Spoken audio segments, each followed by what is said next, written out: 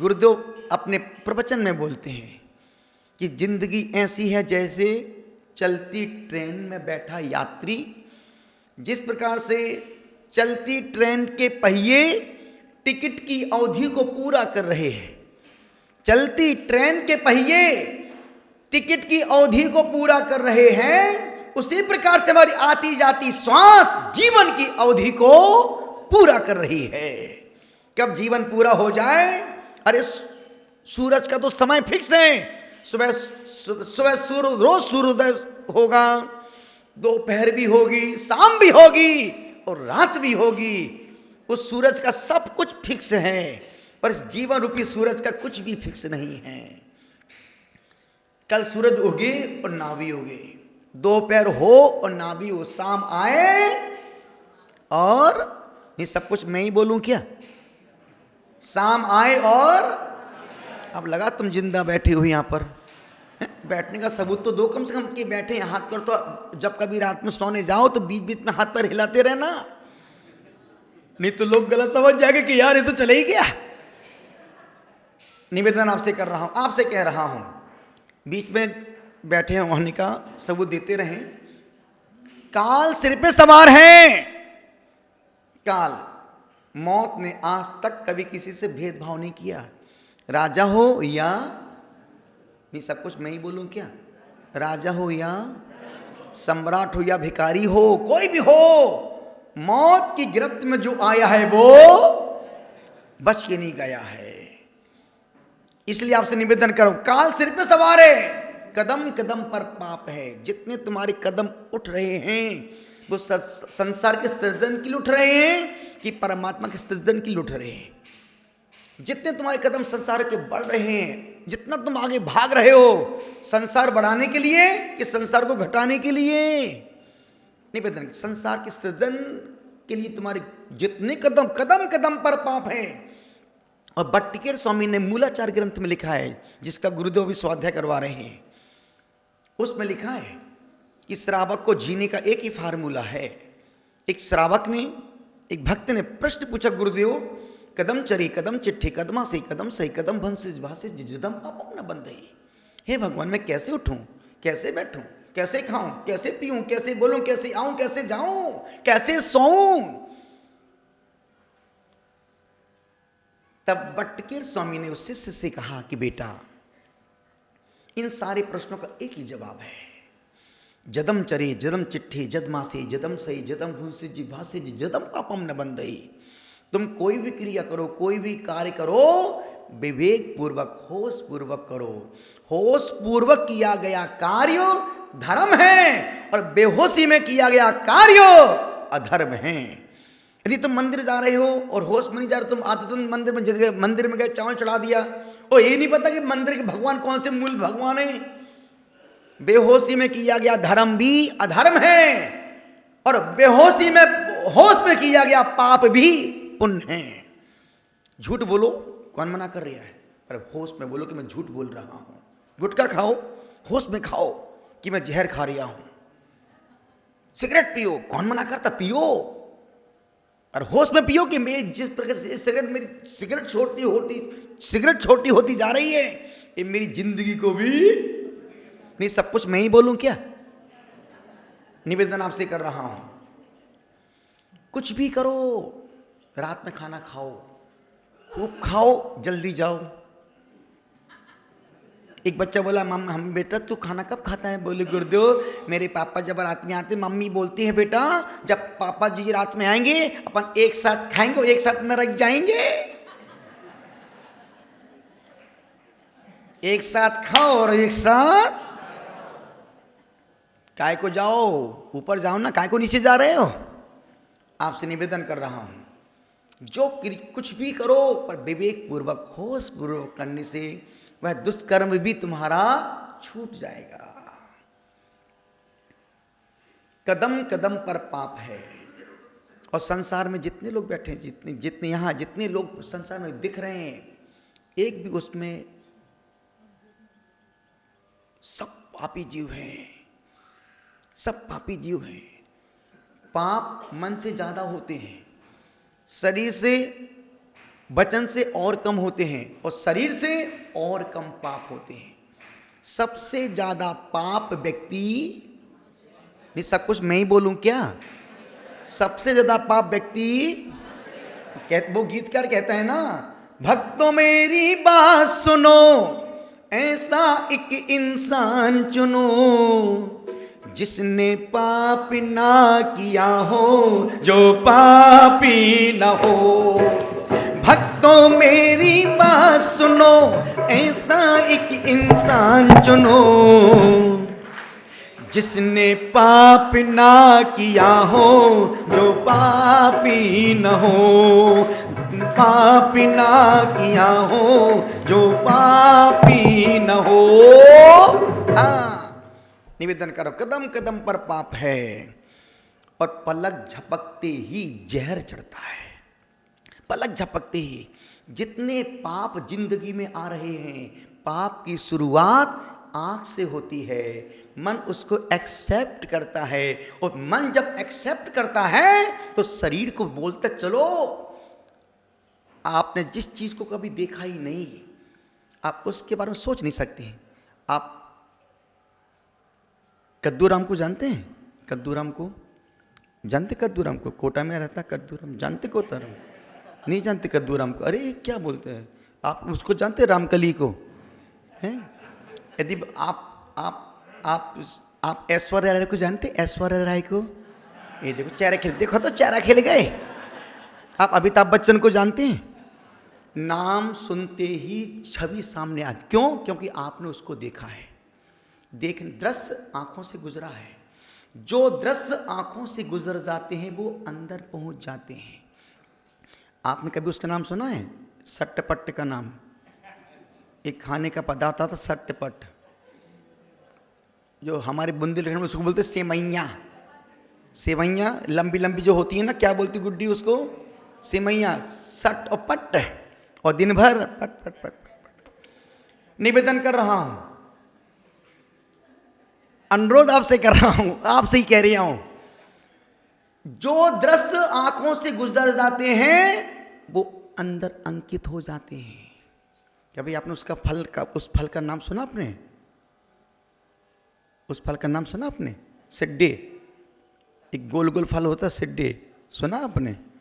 देखे नहीं कभी सिड्डे?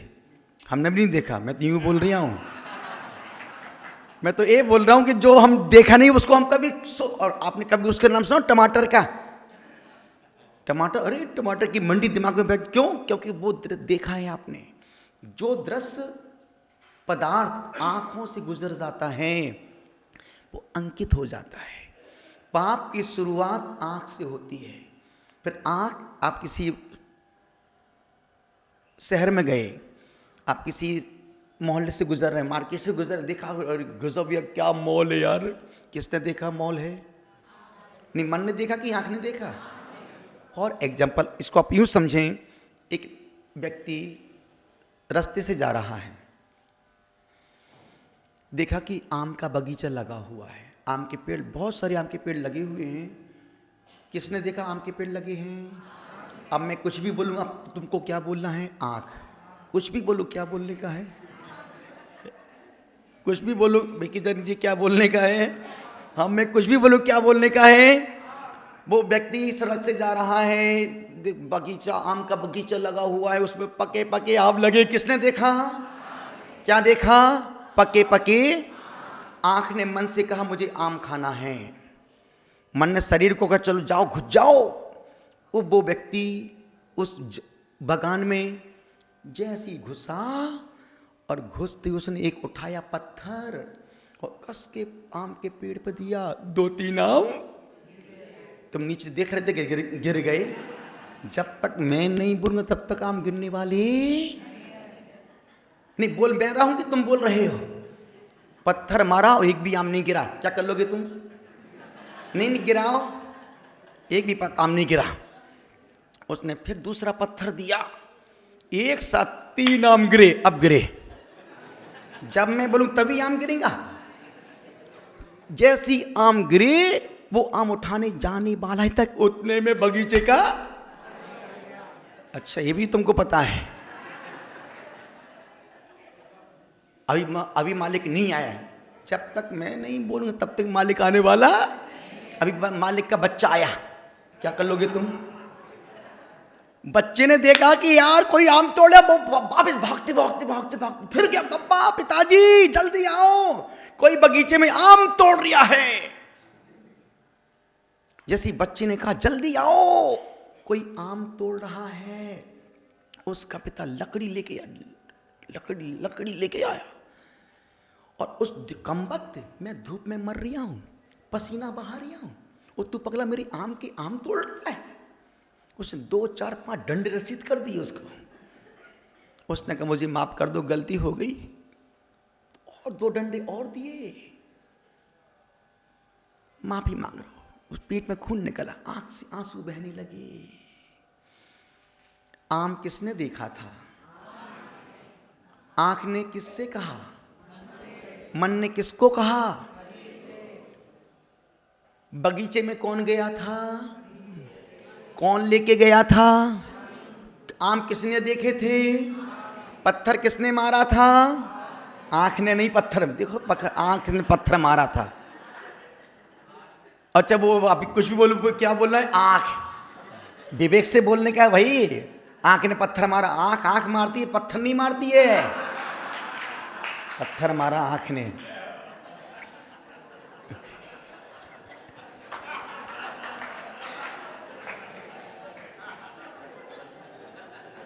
निवेदन कर रहा हूं, आम किसने देखा? आंख ने किससे कहा? मन ने किससे कहा आम खाना? बगीचे में गया, पत्थर किसने मारा? हाथ ने। कितने आम गिरे? 3 आम गिरे। आम उठाने वाला तो उतने में कौन आ गया? बच्चा। मालिक आ गया, बच्चा आया। बच्चे ने किससे कहा? लकड़ी लेके कौन आया? कौन पिटा? आम किसने उठाया था? हाथ ने। किसने खाया? लीलाबाई ने। पिटा कौन? देखा किसने था? अब आप सोचो, देखा किसने था? आंख ने। आम किसने खाया? रसना इंद्री ने। और पिटा कौन? शरीर। स्वयं कृतम कर्म यदात्मना पुरा फलम तदीयम लभते शुभाशुभम। जो व्यक्ति जैसे कर्म करता है उसको बाद में आंसू उसको ही बहाने पड़ते हैं। निवेदन आपसे कर रहा हूं, कदम कदम पर पाप है, पलक झपकते ही। इसलिए आज मेरे गुरुदेव हमेशा बोलते हैं कि बेटा जब मंच पे बैठो अपनी पलकों को झुका के रखो। गुरुदेव तो बंद करके रखते हैं, और अभी नहीं, जब से हमने दीक्षा ली है तब से हम गुरुदेव को ऐसे ही देखते हैं। गुरुदेव अपने आसन से बैठ जाएंगे, कौन चंद, कोई लाल, कोई पाल, कोई कुमार आए जाए कोई मतलब नहीं। वो तो अपने यहां भी अपने अंदर ही रहते हैं। निवेदन कर रहा हूं, एक गुरुदेव की सबसे बड़ी साधना है, उपलब्धि। हम तो एक बार बीच में यदि हम आंख बंद करके एक खोल के देखते कौन आया कौन गया, यूं टिप्पर मारते हैं, कौन आया कौन गया। यदि कोई खांस दे तो कोई अपना खास आ गया क्या? गुरुदेव ने संस का बेटा जब मंच पर बैठो तो पलकों को झुका के रखना। और गुरुदेव बोलते हैं, एक गुरुदेव का अपना मौलिक चिंतन है। जब आजकल की लड़की की बात नहीं करो, मैं तो आज से 30 साल पहले की लड़की की बात कर रहा हूं। जब लड़की की शादी होती थी, टाटा बाटा, जब लड़की की शादी होती थी, जब लड़की ससुराल जाती थी तो 6-6 महीने 1-1 साल तक पलकों को ऊपर नहीं करती थी। मेरे गुरुदेव का चिंतन है, लड़की चंद्रमुखी, पलकें झुकी, पति सुखी। लड़की चंद्रमुखी, पलकें झुकी, पति सुखी। विवाह की डेफिनेशन गुरुदेव के शब्दों में, लड़की चंद्रमुखी, पलकें झुकी, पति सुखी। 3 महीने 6 महीने बाद लड़की सूर्यमुखी, पलकें उठी, पति दुखी। अब आजकल तो लड़की पलकें तो बहुत दूर की, पूरा पल्ला खोल के आती, खूब बड़ी मर्दानी है। तो अभी तुमको वापस घर जाना भैया। निवेदन कर रहा हूं, मेरा समय पूरा हो गया है। गुरुदेव का नेचर है, गुरुदेव की प्रकृति, गुरुदेव का स्वभाव है, शांत रहते हैं, कमरे में जाओ तो पढ़ते मिलेंगे, मंच पे देखो तो आंख बंद करके मिलेंगे। निवेदन आपसे कर रहा हूं, आंख पलकों को तुम अपने, यदि आपने 2 इंद्रिय पर कंट्रोल कर लिया तो मैं लिख के दे सकता हूं, ना तुम डॉक्टर के पास जा सकते हो और फिर ना तुम वकील के पास जा सकते हो। 2 चीज पर कंट्रोल करो, आंख पर कंट्रोल करो, मन खराब नहीं होगा। और इस रसना इंद्रिय पर, इसका हम लोग हिंदी में बोलते हैं लीलाबाई। यहाँ किसी का नाम तो नहीं लीला, नहीं तो वो गुस्सा हो जाए मेरे से, आहार देने नहीं आया मेरे को कि तुमने मेरी बहुत इंसल्ट की, मैं तो तुमको दूं ही नहीं। दिन भर लपल लपल करते खाने को, मीठा मीठा बोलने को, तीखा कड़वा परोसती। यदि आपने सिर्फ एक इंद्रिय पर बस में कंट्रोल कर लिया तो आप डॉक्टर के पास जाने से बच जाओगे। फिर आप स्वाद के लिए नहीं, स्वास्थ्य के लिए भोजन करेंगे। फिर आप हित मित प्रिय वचन बोलेंगे। आंख बड़ी नालायक है, मिल जाए तो दुख दे, भिड़ जाए तो दुख दे, आ जाए तो दुख दे, चली जाए तो दुख दे, लग जाए तो दुख दे। ये आंख बड़ी, इसलिए पलकों को झुका के रखो। हमारे भगवान कैसे हैं? उनकी आंखें बंद की खुली हैं? खुली नहीं है, अर्ध उन्मीलन नेत्र, ना बंद है ना खुली उनकी दृष्टि नासा। तुम आओ तो कोई फर्क नहीं और नहीं आओ तो। और अपन पढ़ते ना, छवि बीत रागी नगन मुद्रा,